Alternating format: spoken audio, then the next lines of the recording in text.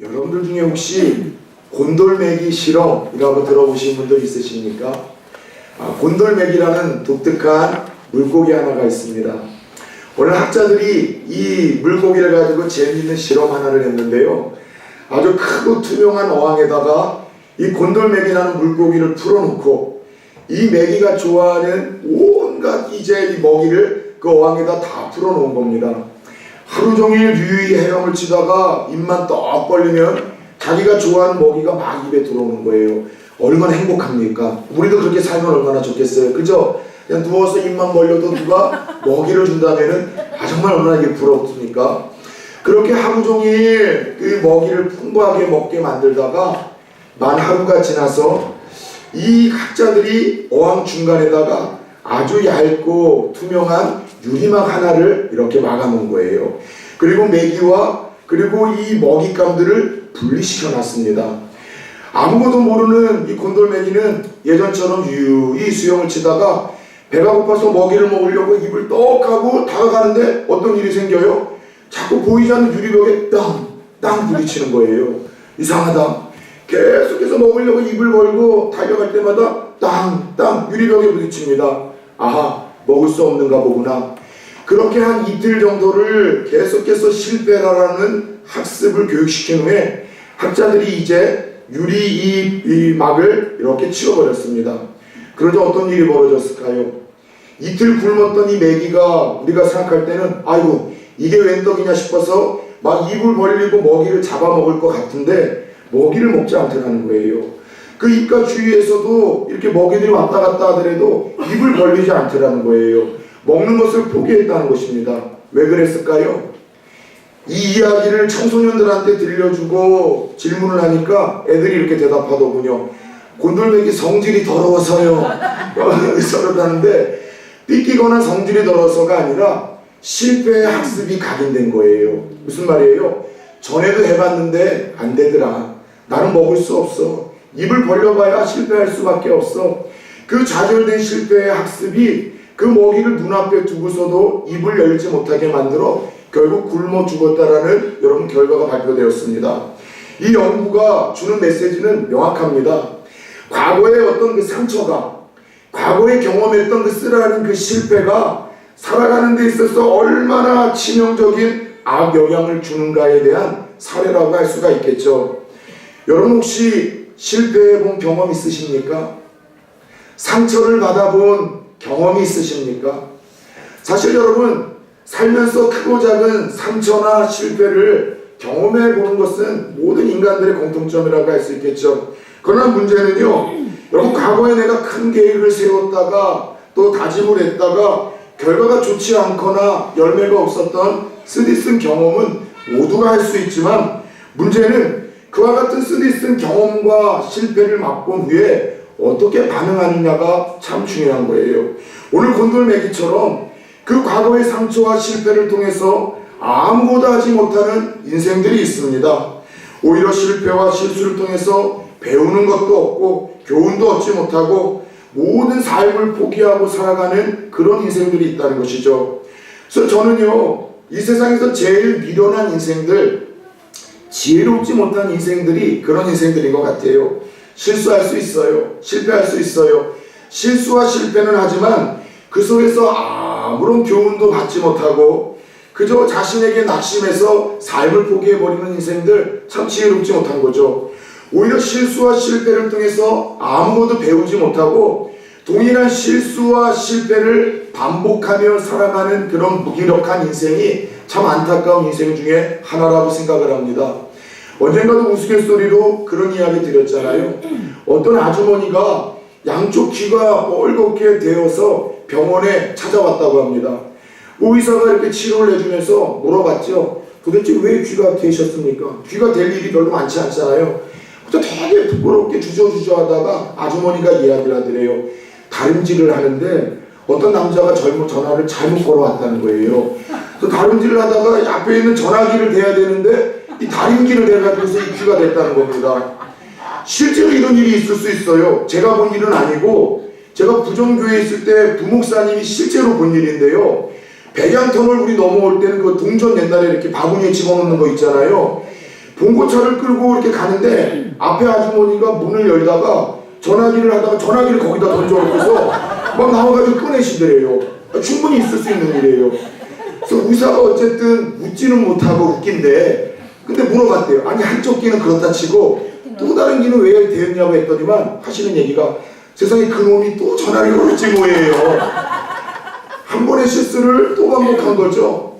여러분 어떤 실수와 실패를 통해 아무것도 배우지 못하고 낙심하는 사람들 아무런 교훈도 얻지 못하고 동일한 실수와 실패를 반복하는 이만큼 여러분들 어리석은 인생이 어디 있겠습니까?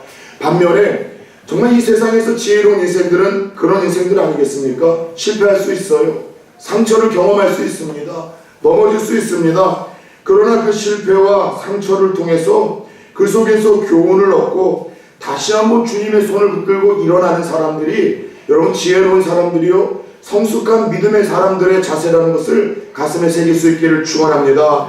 그래서인가요? 잠언 24장 16절을 보면 하나님이 우리들에게 이러한 삶을 살아내라고 말씀을 들려주십니다. 따라서 해봅시다. 대저 의인은 7번 넘어질지라도 다시 일어나거니와 악인은 재앙으로 말미암아 엎드러지느니라. 무슨 뜻이에요? 의인, 예수 믿는 사람들, 하나님의 자녀들도 7번이나 넘어질 수 있어요.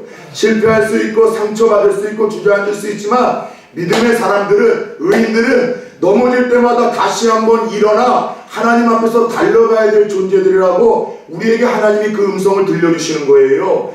오늘 말씀의 제목이 뭡니까? 따라서 해봅시다. 7.8기 박종철 씨가 생각이 납니까? 넘어지고 넘어져도 비록 7번을 넘어지더라도 오늘 잠언 24장 16절의 말씀처럼 다시 한번 붙들고 하나님의 손을 의지하여 나가는 자들, 이것이 믿음의 사람들이 갖춰야 될 성숙한 자세라는 거예요. 사랑하는 여러분, 하나님이 올 한 해 마지막 이 예배 가운데 주시는 이 말씀처럼 2017년도를 뒤돌아보면은 넘어짐 투성이, 실패 투성이, 상처 투성이라 할지라도 그것에 사로잡히는 인생들이 아니라 주의 약속 붙들고 하나님의 사랑으로 말미암아 다시 한번 일어나 2018년도를 대망할 수 있는 성도님들 다 되어질 수 있기를 예수 그리스도의 이름으로 축원합니다.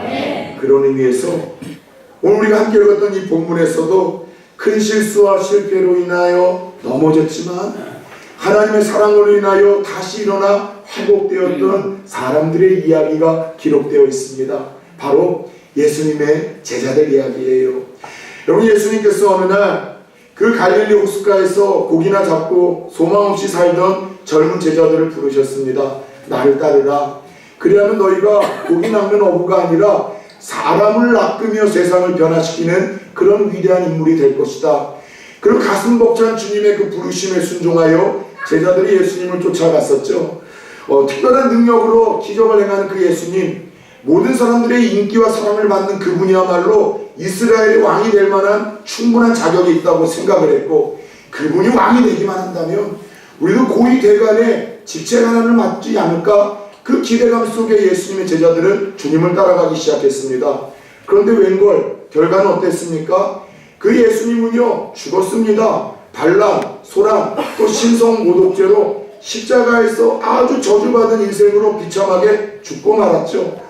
그리고 그 예수님을 따르던 추종들의 씨를 말리기 위해서 로마 당국과 유대인들은 제자들을 찾아 나섰고, 그 생명의 위협 속에서 그들은 모든 것을 포기한 채 꿈도 사명도 내려놓고 예전에 자신의 고향 낙향하여 예전에 그 고기 잡던 어부의 집을 다시 그들은 돌아가기 시작을 했습니다. 3년 전에 주님 그렇게 찾아오셨을 때 그렇게 믿음으로 시작했지만 지금은 꿈도 희망도 믿음도 잃어버린 제자들의 모습을 보게 됩니다. 오늘 본문 3절은 이렇게 시작을 합니다. 시몬 베드로가 나는 물고기 잡으러 가노라 하노니 그들이 우리도 함께 가겠다 하고 나가서 배에 올랐으나. 여러분들, 어떤 큰 실패를 한 사람들에게 나타나는 특징이 하나 있다는 거예요. 저도 한 20여 년 넘게 젊은 친구들이나 또 청년들, 청소년들을 보면서 이렇게 한번 보니까 실수와 실패를 크게 경험한 사람들에게 두드러진 특징이 하나 뭐냐? 과거 회귀 본능이 심하게 발동을 한다는 거예요. 자꾸 과거로 돌아가려고 해요. 자신이 무언가 새롭게 결단하기 이전, 자신이 새롭게 작정하기 이전, 계획을 세우기 이전, 믿음으로 살아보려고 했었을 때에는 예수 믿기 이전의 습관과 모습으로 돌아가는 모습이 큰 실패 속에 좌절과 낙심을 경험한 이들이 대부분 보이는 증상이라는 겁니다. 믿음으로 살아보려고 했습니다. 말씀대로 살려고 했습니다. 그리고 하나님 뜻대로 새해가 될 때마다 내가 술도 끊어보겠다, 담배도 끊어보겠다, 게으름과 나태함과 방탕함에서 일어서서 주님을 한번 따라가 보겠노라, 그렇게 다짐을 합니다. 근데 살다 보면 열받는 일이 한두 번이 아니거든요. 사업에서 여러분들 또 또라이들이 나타나서 나를 힘들게 하고 물질적인 손해가 있고 또 괴롭다 보니 그렇게 한 번, 두 번 또 다시 끊었었던 술잔을 기울이게 되고 담배를 찾게 되고 방탕과 쾌락과 나태함 속에서 하나님을 찾던 자리에서 조금씩 멀어지게 됩니다. 그리고 다시 예전의 모습으로 돌아가 버리는 거예요. 인생이라는 게 별다른 거냐? 나 같은 사람이 어떻게 변화가 될 수 있고 새로운 삶을 살 수 있겠느냐? 그냥 이렇게 살다가 죽는 것이 인생이지. 예전에 예수 믿기 전에, 하나님 앞에서 서원하기 전에 내가 열심히 살겠노라 다짐하고 결단하기 그 전으로 얼마 가지 못해서 다시 돌아가는 과거 회귀 본능이 실수와 실패를 경험하는 이들에게 나타나는 구별된 특징이라는 것이죠. 저는 우리들 가운데에도 오늘 제자들과 같은 성도님들이 앉아있을지 모르겠습니다. 2017년도를 마지막으로 마무리하는 오늘 이 시점에 처음 2017년도를 여러분 시작했었던 그때의 마음가짐들이 떠올려지십니까? 하나님 앞에서 믿음으로 살겠노라 서원하신 분들은 없으십니까? 십자가를 내가 올해 더 끌어안고 믿음으로 결단하며 내가 이 길을 걸어가겠다 다짐하셨던 사명자들은 없으셨습니까? 내가 내 아내에게 정말 괜찮은 남편이 되어주겠다. 내 남편을 정말 위로하고 자녀를 잘 키워내는 그런 현숙하고 지혜로운 아내가 되고 엄마가 되겠다 다짐하지 않았습니까? 내게 전도의 회장이라는 직분을 줬을 때, 어떤 내게 팀장이라는 그 직분을 하나님 주셨을 때 내가 그 일을 누구보다도 잘 감당하겠다는 사명의 뜨거움이 있지는 않으셨습니까? 그런데 마무리하는 이 시점에 오늘 제자들과 같은 심정을 동일하게 느끼시는 분들 없으세요? 안 되는가 보다, 할 수 없는가 보다, 올 한 해 최선을 다했지만 열매도 없고 성과도 없고 변화도 없어서 나 자신이 철저히 실패한 인생처럼 느껴지는 성도님도 앉아있지는 않습니까? 계획했던 계획, 시도들 다 무너졌어요. 진학도 안 됐고 취업도 안 됐고 결혼도 못했고 관계도 더 여러분들 어려워졌고 믿음도 소원해져서 그렇게 착잡한 마음으로 한 해를 대충 뚝딱 마무리하고 내년에는 새로워지지 않을까라는 막연한 기대감을 갖고 앉아있는 분들이 있다면 따라서 해봅시다. 내 모습이 제자들의 모습이다. 우리 제자들의 심정과 마음이 착잡함이 딱 이와 같았다는 거예요. 혹시 우리 가운데 그런 분들이 계시다면 오늘 그 실패한 제자들을 찾아가 그를 회복시키셨던 주님의 역사하심처럼 오늘 실패한 저와 여러분들 찾아와 다시 한번 일으켜주시는 회복의 은혜가 오늘 말씀과 예배를 통하여 저와 여러분들에게 주어지는 기가 막힌 시간이 되어질 수 있기를 예수 그리스도의 이름으로 축원합니다. 여러분 실패의 자리에 계시다면 먼저 실패의 자리에 찾아오시는 주님을 오늘 만나시기를 축원합니다. 여러분 타 종교와 기독교의 차이점이 참 많죠. 그러나 타 종교와 기독교의 가장 두드러진 차이점이 하나 있다면요, 타 종교는 인간이 신을 찾아가는 이 형태예요. 인간의 노력, 열심, 선행으로 그렇게 신을 감동시켜 신을 끌어내리는 구도가 타 종교의 구도인 반면에 이 기독교의 하나님은요, 실패한 인간들을 찾아오셔. 우리가 바르게 살지 못하고 감동시킬 만한 삶이 없음에도 불구하고 실패하고 때로는 처절할 정도로 죄가의 자리에 앉아있는 우리들을 하나님이 찾아오시는 것이 우리 기독교의 하나님이라는 거예요. 예를 들어볼까요? 인류 첫 번째 조상 아담과 하와가 그 에덴 동산에서 불순종함으로 범죄했습니다. 자신들이 벗은 것을 부끄러워하고 그 하나님을 너무나 두려워한 나머지 동산 숲을 나무숲 속에 숨어버렸죠. 그 범죄하고 죄짓고 하나님을 멀리했었던 아담과 하와를 하나님은 먼저 찾아오셨습니다. 아담아, 아담아, 내가 어디 있느냐? 하나님 모르셔서가 아니라 그 실패한 그를 회복시키고자 먼저 찾아오셨었죠. 모세를 기억하십니까? 사람 죽이고 실패자가 되어 40년 동안 여러분 그 그 초라하고 황량한 사막에 묻혀 살 때 그 살인자, 실패자였었던 모세를 하나님이 찾아오셨습니다. 그리고 그를 다시 한번 이스라엘의 출애굽의 영웅으로 회복시켰던 사건을 우리는 기억을 하고 있습니다. 그것뿐이에요. 죄로 인해서 이 땅에서도 불행한 삶을 살 수밖에 없고 죽어서도 지옥이라는 영벌을 받을 수밖에 없는 그 절망스러운 저주의 상태에 있는 우리들을 구원하시기 위하여 하나님은 친히 인간의 몸을 입고 이 땅에 먼저 찾아와 주신 것이 성탄의 의미라고 함께 나누지 아니했습니까?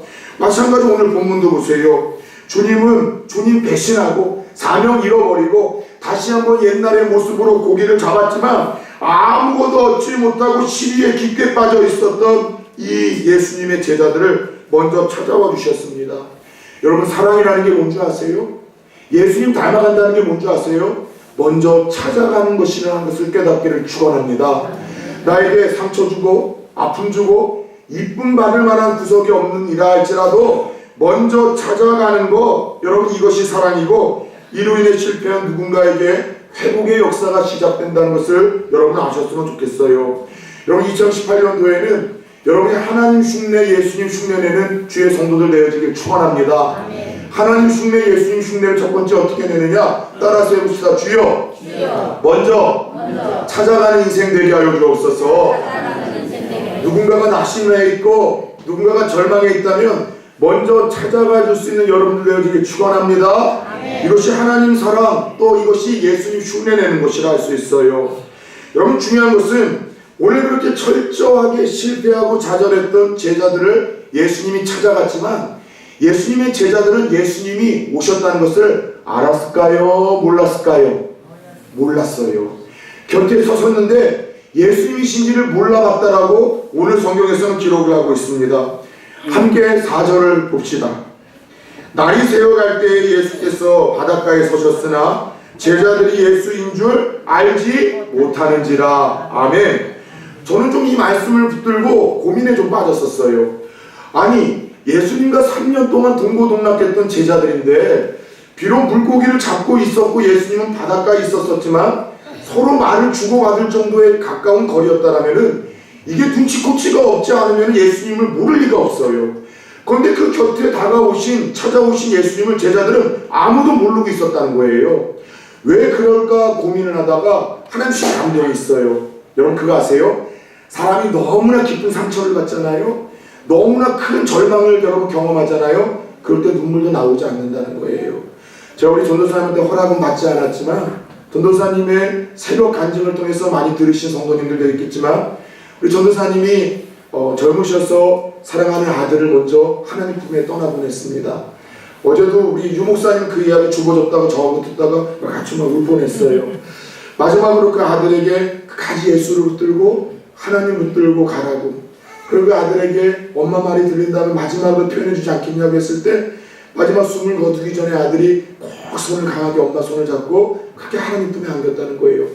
근데 놀라운 것은 그 아들을 그렇게 젊은 나이에 잃어버린 그 충격 속에서도 눈물이 나지 않다는 거예요. 그래서 저희가 들려주는 얘기가, 목사님, 사람이 너무나 상처가 크고 너무나 충격이 크면은요 눈물도 나지 않는 법이라고 하며 이야기를 하시더군요. 여러분, 그래요. 사람이 경험한 그 실패와 좌절이 너무나 크고 깊잖아요. 그러면 내 곁에 하나님이 계심에도 불구하고 보이지가 않아요. 내 곁에 예수님이 나를 붙들고 계시는데 느껴지지가 않고 내게 주시는 그 말씀이 들려지지가 않는 거예요. 그러나 나의 어떠한 그 상처와 실패의 절망감이 너무 크고 깊어서 주님이 내 곁에 계시다는 것도 보여지지 않고 제자들처럼 느끼지도 못하고 들려지지 않는다 할지라도 우리 감정과 절망의 느낌을 넘어 주님이 여전히 그 곁에 계시다는 사실을 믿음의 눈을 들어 바라봐야 된다는 거예요. 성경은 이렇게 약속하고 있지 않습니까? 내가 연약할 때에 더욱 귀히 여기사 높은 보좌 위에서 낮은 나를 보시네. 함께 고백해 볼까요? 날 사랑하신, 날 사랑하신 날 사랑하신 성경에 쓰였네. 하나님 잘 드리고 하나님 말씀대로 그분의 기쁨이 될 때만 우리를 사랑하시고 귀히 여겨주시는 것이 아니래요. 우리가 약했을 때, 연약했을 때, 실패했을 때, 비로소 하나님이 계시다는 것도 보지 못할 때, 느껴지지도 못할 때, 수도 없이 여전히 내가 너를 사랑한다고 이야기하지만 들려지지 않을 때, 바로 그때가 하나님이 우리와 가장 가까이 계실 때라고 말씀을 하고 있더라는 것이죠. 사랑하는 여러분, 낙심과 절망이 실패로 인해서 큰 분들이 있다면, 상처로 인해서 너무 기쁘신 분들이 있다면 바로 이때가 주님이 여러분 곁에 계시다는 것을 깨달으시길 바랍니다. 바로 이때야 비로소 보이지 않았던 하나님을 볼 수 있는 시간이요, 그분의 손을 붙들 수 있는 기회가 되어진다는 사실을 깨달을 수 있기를 예수 이름으로 축원합니다. 오늘 이처럼 주님은 그들의 곁에 섰지만 그 주님임을 알아보지 못하는 제자들을 배려하시기 위해 이제는 목소리를 들려주십니다. 오늘 본문 5절입니다. 따라 세웁시다. 얘들아, 고기가 있느냐? 네. 주님이 곁에 섰음에도 그 기쁜 좌절과 상처로 인해서 주님인지를 알지 못하는 이 제자들을 배려하시기 위해서 목소리를 들려주시는 거예요. 얘들아, 너에게 고기가 있느냐? 여러분, 아까 하나님 흉내, 예수님 흉내라는 것은 먼저 찾아가는 거라고 했잖아요. 그게 사랑이라고 하지 않았습니까? 그런데 하나님 흉내, 예수님 흉내를 내는 두 번째 방법이 있는데, 따라서 해봅시다. 먼저 말 걸어주는 거. 먼저 말 걸어주는 인생 되어지길 축원합니다. 교회가 잘 되는 교회와 안 되는 교회가 있어요. 어떤 교회인 줄 아세요? 잘 되는 교회는요, 새 가족이 내 교회에 오면은요, 먼저 말을 걸어요. 아이고, 처음 오셨는가 봐요. 반갑습니다. 잘 오셨어요. 우리 교회 목사님이 이 동네에서 콧구멍은 제일 크답니다. 키는 제일 클 거려, 제일 젊을 거려. 먼저 말 걸어주는 거예요. 지난주에도 한 자매를 등록 신방을 하는데, 예수 처음 믿는 자매가 교회에 올 때 어떤 느낌이냐고 했더니만 너무 따뜻했대요.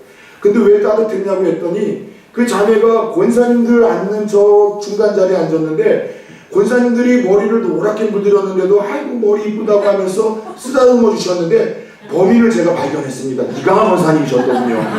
그리고 지나가면서 따뜻하게 등을 두들겨 주시는데, 먼저 말을 걸어 주시는데, 외할머니가 생각나서 교회가 너무 따뜻하고 하나님의 사랑이 느껴져서 저희 교회 등록하게 됐고 학사관에까지 이제 들어오기로 어제 결심을 하고 부모의 동의서를 받았어요. 여러분, 하나님 흉내, 예수님 흉내는 먼저 말 걸어주는 거예요. 이게 사랑이에요. 혹시 여러분 교회 오기 전에 부부끼리 싸운 부부 있습니까?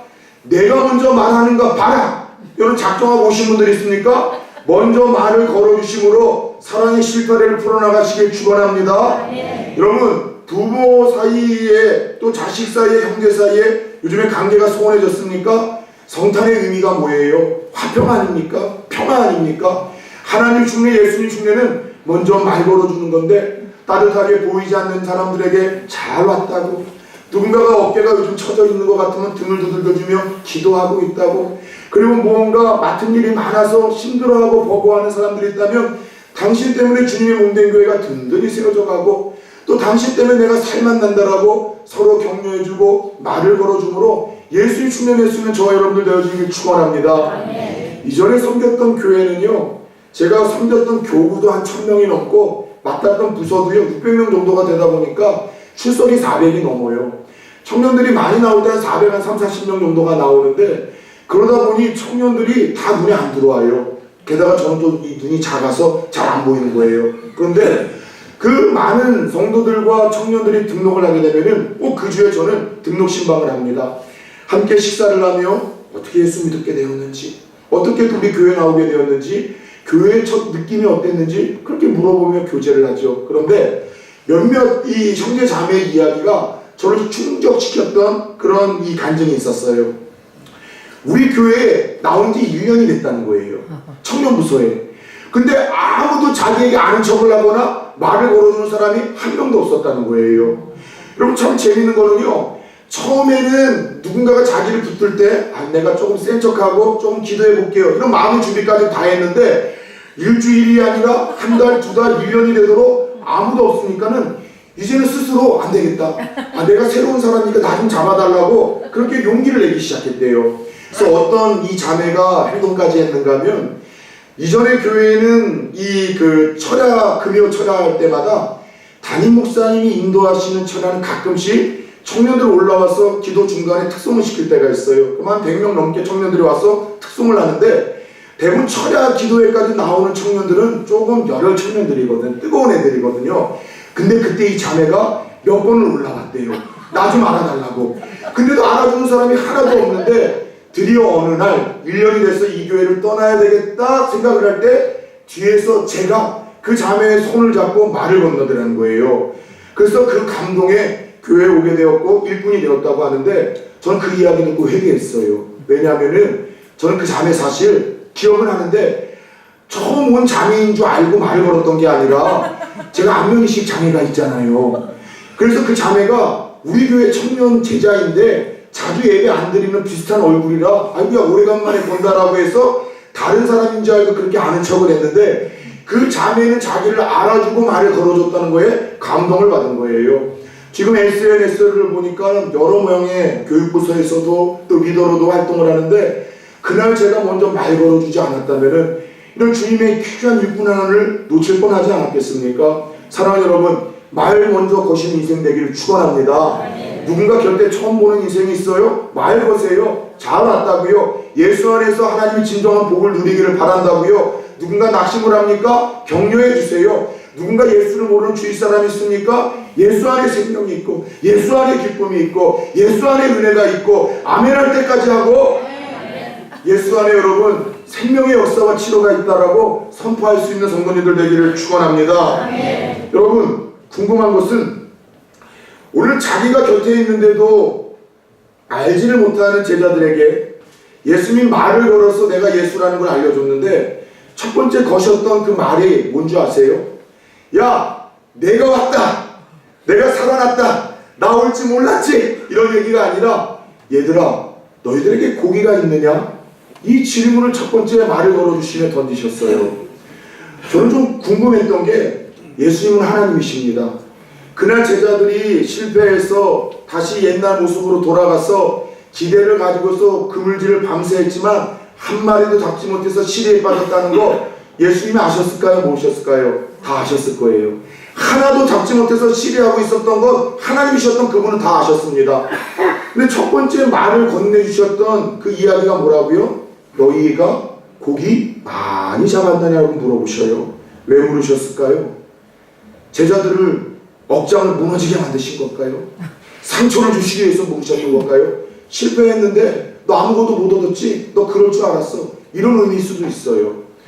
여러분, 전문가의 이야기를 들어보니까 카운셀러, 상담을 할 때 내담자를 치료하기 위한 가장 중요한 요소는요, 내담자가 자기가 문제가 있다는 것을 인정하고 고백하는 것이라고 합니다.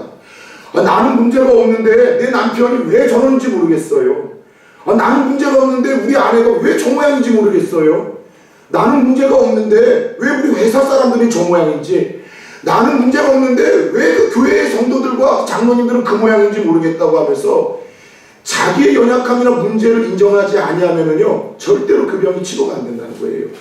그래서 어떤 이 병을 치료하기 위해서 첫 번째 가장 중요한 요소는요, 내담자 스스로 자기의 문제가 있고 연약함이 있다는 것을 인정함으로 그 병의 절반이 치료가 되면서 시작이 된다고 합니다. 마찬가지예요. 오늘 예수님께서 제자들에게 너희 고기 없지? 실패했지? 이런 뉘앙스로 고기가 있느냐고 물어보셨던 것은 바로 그거예요. 제자들이 자신들의 상황에 대해서 철저하게 하나님께 고백하기 원했던 거예요. 실패했었던 상황, 예수 없이 살았지만 기대하며 나아갔지만 아무것도 하지 못하고 헛수고를 했었던 그 절망감을 그들의 입으로 고백하게 만들었던 거예요. 주님, 한 마리도 잡지 못했어요. 아무것도 없어요. 주님, 예수님 없어도 살 수 있을 줄 알았는데 도저히 살 수 없는 것 같아요. 예수님 없이 열심을 다했지만 결국은 뒤돌아보니 헛수고뿐이고 빈손과 빈배뿐인데 주님, 부끄러워서 못 살겠습니다. 여러분, 그거 아세요? 주님이 그때 다가오시는 거예요. 내가 주님 없이 아무것도 할 수 없다. 주님 없이 열심히 살아보려고 했지만 다 헛수고고 빈수고이고 빈배뿐이라고 철저하게 고백할 때 내 실패를 인정하는 그 자리에, 내 연약함을 철저하게 인정하는 그 자리에 비로소 우리를 회복시키고자 긍휼한 마음으로 주님이 다가오신다는 사실을 깨달을 수 있기를 축원합니다. 6절입니다. 이르시되 그물을 배 오른편에 던지라 그리하면 잡히리라 하시니 이에 던졌더니 물고기가 많아 그물을 던질 수 없더라. 어떤 일이 벌어졌습니까? 아무것도 잡지 못했다는 그들의 부끄러운 고백에 예수님이 한마디 딱 던져주십니다. 얘들아, 너희 오른쪽에 그물 한번 던져봐. 여러분, 밤새도록 그물질했던 그들이 배 오른쪽에 그물 안 던져봤겠습니까? 그런데 말도 안 되는 예수님의 그 명령 하나에 그물을 던졌더니만 그물이 찢어질 만큼 물고기가 많이 잡혔습니다. 나중에 세어보니 몇 마리예요? 153마리. 놀라운 기적을 담아서 기업을 했었던 한 회사가 있는데 모나미 볼펜 회사입니다.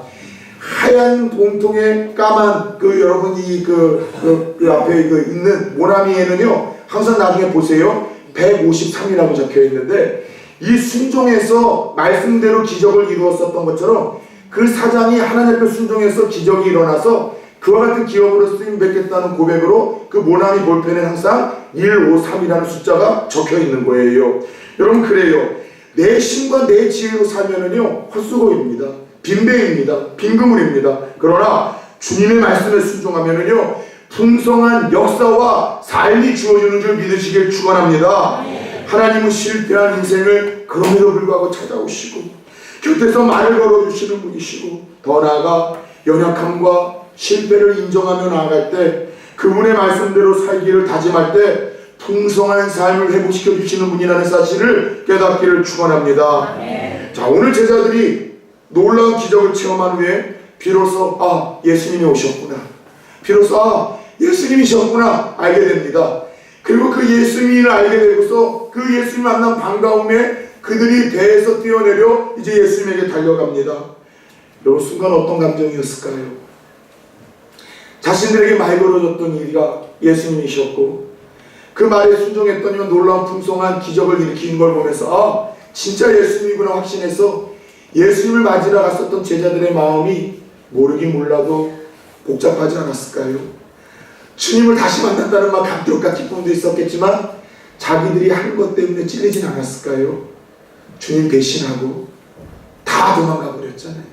베드로는 심지어 주님 모른다라고 부인하는 정도가 아니라 저주까지도 하면서 자기 살 국내를 찾은 사람 아니었습니까?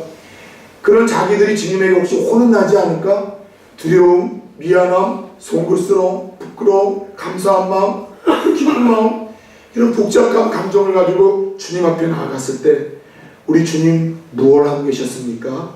오늘 본문 9절입니다. 육지에 올라오니 숯불이 있는데 그 위에 생선이 놓였고 떡도 있더라. 주님이요 바닷가에서 지금 작은 파티를 여셨어요. 불을 지펴 놓으셨고 떡과 생선을 가지고서 제자들에게 아침 식사를 준비하고 있었습니다. 왜요? 밤새도록 여러분들 바닷바람 맞고 밤새도록 그 물에 몸이 젖었을 추위에 떨었을 제자들에게 따뜻한 숯불이 필요하다는 것 그걸 아셨고 밤새도록 그물질을 하느니라 허기진 그들에게 따뜻한 생선과 떡이 필요하다는 걸 주님 아셨습니다. 그리고 와서 이렇게 이야기합니다. 얘들아 따라서 해봅시다. 와서 조반을 먹으라. 네, 다른 말 안 했어요. 얘들아 숯불 펴놓고 음식을 준비해놓고 얘들아 와서 아침 먹으라는 거예요. 여러분, 진정한 치유와 회복은 언제 일어나는 줄 아세요? 어떤 곳에 임하는 줄 아십니까? 아무 말 없이 필요를 채워주는 곳, 사랑을 느끼게 해주는 곳에 진정한 회복과 치료가 일어난다는 사실을 깨닫길 축원합니다. 여러분들, 아무 말 없이 예수님 제자들에게 설교하지 않으셨어요. 야, 그런데 너 그때 왜 나를 떠났냐? 니들 왜 이 모양 이 꼴이냐? 왜 이거밖에 못 사냐? 앞으로 이렇게 살지 말고 바르게 살아, 열심히 살아. 설교한 적 한 번도 없으세요. 그냥 와서 조만 먹고 아침 먹으라고 주님은 아침상을 차려주셨습니다. 여러분 잘 들으십시오. 부모님 세대가 특별히 잘 들으십시오. 자녀들에게는요 바른 소리 옳은 소리에서 절대로 변화되지 않습니다.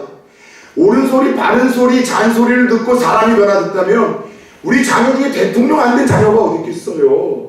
장관 안 된 자녀가 어디 있고 CEO 안 된 자녀가 어디 있고 성공 못한 자녀가 어디 있겠습니까? 사람은요, 옳은 소리 바른 소리로 절대로 변화되는 것이 아니라 사랑을 느낄 때 변화된다는 사실을 깨닫기를 축원합니다. 그 사랑을 언제 느껴요? 먼저 다가갈 때 느끼는 거예요. 그 사랑을 언제 느껴요? 먼저 말을 걸어줄 때 느끼는 거예요. 그 사랑을 언제 느껴요? 먼저 관심을 갖고 그 필요한 것을 채워줄 때 비로소 사랑을 느끼게 되고 다시 한번 변화와 더불어 회복의 역사가 일어난다는 것을 주님이 제자들을 치료하신 이 모습을 통해서 지혜를 얻기를 축원합니다. 그리고 주님은 베드로에게 향해 말합니다. 베드로야, 너 나 사랑하냐? 3번이나 물으셨어요. 베드로에게는 모닥불 트라우마가 있지 않을까요? 그 모닥불 앞에서 예수님을 3번이나 배신을 했는데 그 모닥불에 데리고 와서 혼이라도 내면 오히려 마음이라도 시원할 텐데 아침밥 먹으라고 조용히 차려주신 주님이 다른 얘기가 아니라 첫 번째 던졌던 얘기가 너 그때 왜 나 버리고 갔느냐? 못된 놈, 배은망덕한 놈. 이게 아니라 너 나 아직도 사랑해? 몇 번이나 물으셨어요? 3번이나. 베드로가 예수님 몇 번이나 부인하고 저주했어요? 3번이나. 그래서 예수님이 너 나 사랑하냐고 물었던 것은 그 말에 이런 뜻이 있어요. 베드로야, 내가 너를 사명의 자리에 이끌었을 때 순종할 때도 난 널 사랑했고 나와 함께 놀라운 기적의 현장에 있을 때에도 말씀을 전할 때도 나는 너를 사랑했지만 네가 실패했을 때에도 나를 부인하고 떠났을 때에도 넘어졌을 때에도 다시 옛날의 모습으로 형편없이 돌아가 이렇게 주저앉은 지금도 나는 너를 여전히 사랑하는데 너 그거 알아? 너 그거 알아? 그 이야기예요. 여러분, 지금 이 이야기가 사람들은 저마다 평생 잊지 못하는 장소들이 있기 마련입니다. 특별한 사랑이 담겨 있거나 추억 때문이겠죠. 저에게는 딱 떠오르는 장소가 2곳이에요. 캄보디아. 이번 주 수요일날 젊은 우리 청춘 2 커플이 왔는데 기도회 끝나고 나갈 때 만났더니만 우리 형제가 캄보디아에서 왔더라고요. 아우, 내가 8번째 캄보디아나 다녀왔다고. 얼마나 반가운지 몰라요. 그 땅만 가면 제 안에 막 순수한 복음의 열정이 막 회복이 되거든요. 꿈틀대거든요. 첫사랑을 향한 마음이 막 회복이 돼서 캄보디아는 늘 저한테는 그리움과 추억에 담겨있는 잊지 못할 장소이죠. 또 한 곳은 필리핀입니다. 필리핀. 왜 그럴까요? 제 아내를 만난 곳이 필리핀이거든요. 다시 한번 말씀드립니다, 어르신들. 제 아내 그렇다고 필리핀 여자 아닙니다. 또 나중에 가서 사모 필리핀 사람 아니라 이러고 싸우시면 안 돼요. 근데 제 아내도 역시 저와 똑같게 필리핀을 잊지 못하는 곳이래요. 왜냐? 가지 말아야 될 곳으로, 괜히 간 곳으로, 평생에 가서 거기서 저를 만난 곳이 때때로 제일 억울하다라고 그런 우스갯소리를 이야기할 정도로 특별한 장소입니다. 여러분들은 좀 어떻습니까? 오늘 제자들에게 있어서 가장 그들이 평생 잊지 못할 장소가 있다면 저는 바로 이 갈릴리 호숫가에 있을 것 같아요. 왜요? 거기서 주님 처음 만나 사명을 입었습니다. 거기서 주님이 때로는 바다 위로 걸어오시는 걸 보고 풍랑이 있는 바다를 잠잠케 하는 걸 보면 아, 이분이 범상치 않은 인간이 아니라 하나님이시구나 깨달았던 것도 바로 갈릴리 호숫가였어요. 그것뿐이에요. 넘어지고 쓰러지고 주저앉았을 때 다시 그 사랑을 여전히 보이시면 일으켜주신 장소가 갈릴리 호숫가였습니다. 그 하나님의 사랑을 입었기에 하나님의 그 용서를 경험했기에 다시 일어날 수 있는 힘을 얻었었기에 그 사랑의 추억 때문에 제자들은 그 사명의 길, 순교의 길을 걸어가며 그렇게 최후 승리를 마무리했던 것 아니겠습니까? 여러분, 여러분들에게 있어서는 그런 장소가 있으십니까? 내가 하나님을 만나서 평생 잊지 못하는 그런 장소, 하나님의 그 사랑을 경험해봤기 때문에 따뜻한 그 하나님의 은혜와 아름다운 추억 때문에 평생 잊지 못하는 그런 장소들이 여러분들에게도 있습니까? 저는 그런 기도를 드렸어요. 하나님, 2018년도 부산 초원교회에서 드려질 모든 공적인 예배가 이런 구원의 역사, 하나님을 만나는 역사, 회복되어지는 역사를 통하여 성도님들에게, 배자들에게는 갈릴리와 같은 특별한 장소가 이곳이 되게 하여 주옵소서. 여러분이 전도의 모임이 그런 모임이 되었으면 좋겠어요. 하나님을 깊게 만나고 격려가 있고 누군가 나에게 말을 먼저 걸어주는 사람이 있고 회복이 되어지는 특별한 영적인 갈릴리가 여러분의 전도 모임이 되고 여러분이 섬기는 부서의 모임이 되어지기를 축원합니다. 사랑하는 여러분, 2017년도를 이제 마무리합니다. 여기까지 돌아오며 참 열심히 살아왔지만 아무것도 없고 아무것도 이루지 못하고 세웠던 결심과 다짐이 다 무너져서 다시 2017년도를 시작하기 이전으로 돌아간 나 자신을 바라보는 그런 성도님들 앉아 계시진 않습니까? 그렇다면 오늘 실패했던 제자들에게 찾아오시어 다시 회복과 기회를 주셨던 이 주님을 여러분들 또한 만나고 돌아가는 시간 되기를 축원합니다. 에디슨이 오랜 연구 끝에 드디어 이와 같은 정부를 발명했을 때였습니다. 많은 그 차로 속에 실패 속에 드디어 완제품의 하나의 정부가 발명이 되어져서 그것을 소켓에 끼워 넣는 역사적인 이 기회를 에디슨은 그 연구소 팀원들 중 가장 나이가 어렸던 한 소년에게 그 영광스러운 기회를 주었습니다. 그 소년이 그 정보 하나를 소켓에 끼워 넣는 그 역사적인 그 순간에 너무나 긴장하고 떨어서 그만 이 정보를 떨어뜨려 땅에 깨뜨리고 말았어요. 그리고 밤새 이 연구원들은 다시 그 소년이 깨뜨린 정보를 하나를 만들었고 그 다음날 수많은 기자들을 모아 다시 한번 그 전구를 소켓에 끼워 넣는 역사적인 기회를 갖게 되었을 때 에디슨은 다른 이가 아니라 전날 실수했었던 그 소년에게 그리고 그 소년에게 빙그레 웃으며 이런 얘기를 주었대요. 괜찮아. 너는 할 수 있어. 다시 한번 해보렴. 괜찮아. 너는 할 수 있고 다시 한번 해보렴. 전 에디슨이 실패했던 한 소년에게 던져주었던 이 짧은 이야기가 오늘 한 해를 마무리하고 내년을 준비하는 저와 여러분들에게 들려주는 하나님의 음성이 되었으면 좋겠습니다. 넘어졌어? 실패했어? 주저앉았어? 옛날 모습으로 돌아갔어? 아무것도 얻은 것이 없이 여기 앉아있어? 괜찮아. 너는 할 수 있고 나를 붙들고 다시 한번 도전해보렴. 기도하겠습니다.